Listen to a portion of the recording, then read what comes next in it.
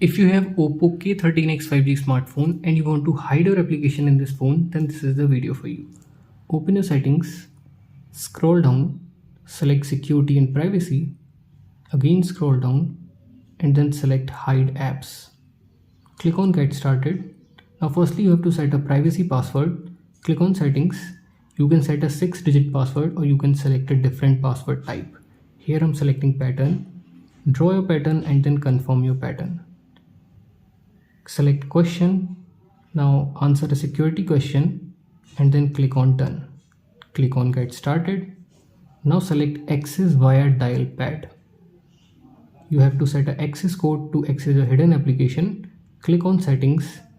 Now set an access code, but keep in mind you have to start your access code with hash and also end it with hash.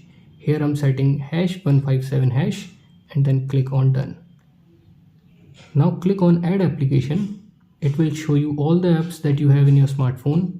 Select the app you want to hide. For example, I want to hide my files.